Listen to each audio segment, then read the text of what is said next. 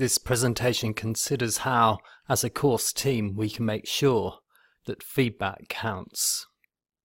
Feedback is often identified as a problematic area of academic practice.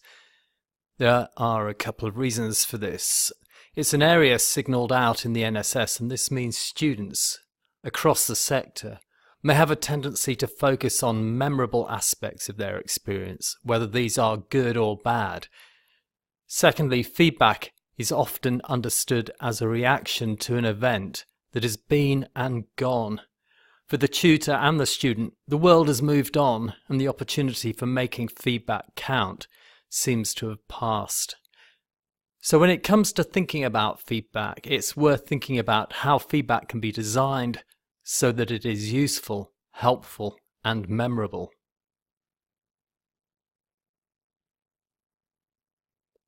This quote from Black and William actually identifies the opportunity we are missing if we are not getting it right.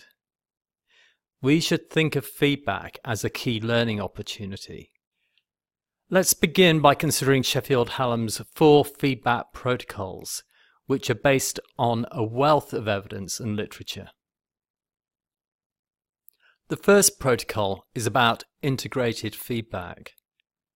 Simply, this means feedback that is designed into the teaching and learning experience.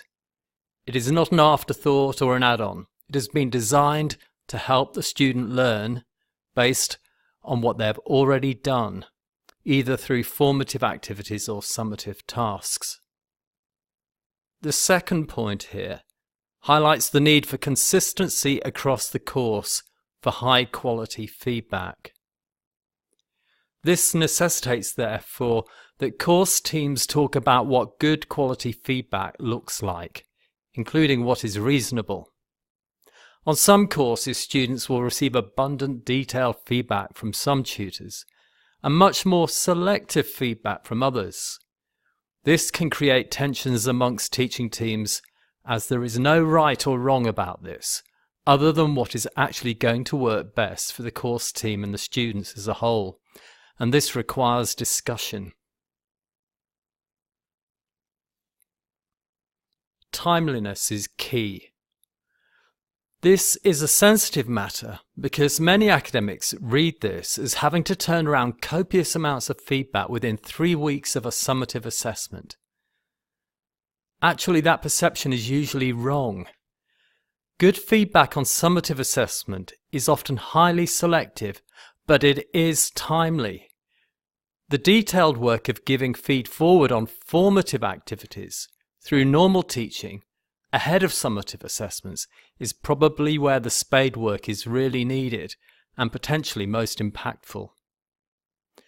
Feedback is best when it is just in time, but the question then is about when is the best time for feedback or feed forward. And there is much practical guidance and support available to help you think through designing effective strategies.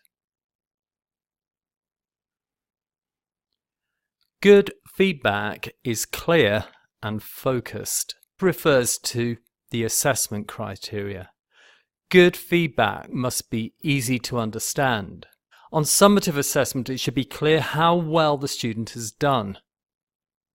So, in terms of making feedback count, the final point is critical. The feedback needs to be useful. The student needs to know how they can improve. Now is the opportunity to be clear about what the student should pay attention to if they are to be more successful as they progress. Sometimes the feedback message may feel like tough love. You know, if you don't take the opportunity now to tell the students something they should address, then the moment will have passed. However, whatever the message, the tone must be highly supportive. Many students know they have not done well and feel anxious about receiving feedback. Your challenge then is to make sure they want the feedback.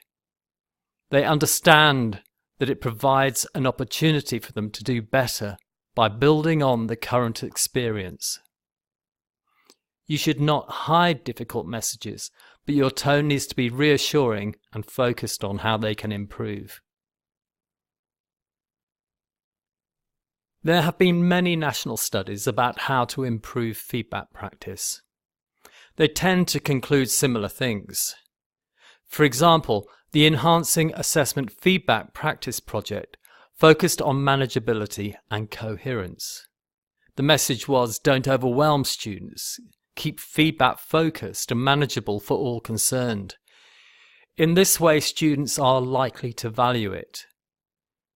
If you have more to say, communicate this, assuming you are prepared to talk further to your students, but don't overwhelm them. Here's another study.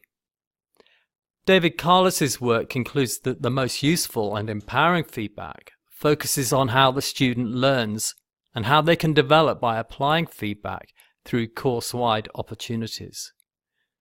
It's important that the feedback works for you too, and your module.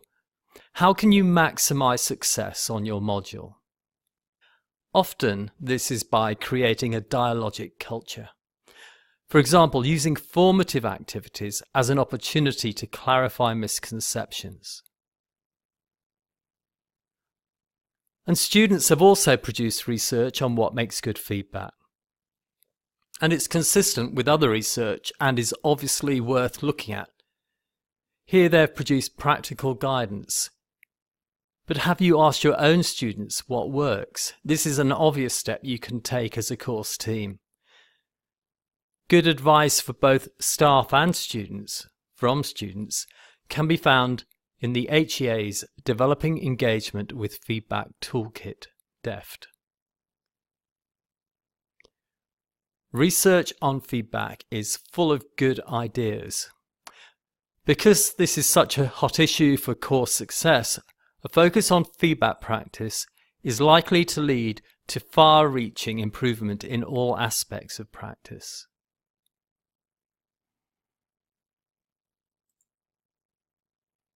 The university continues to work with course teams and their students, and we continue to learn a lot about what works. Again, the messages are loud and clear. They want feedback that is consistent, clear, and they want feedback that feeds forward, that they can use to improve their learning.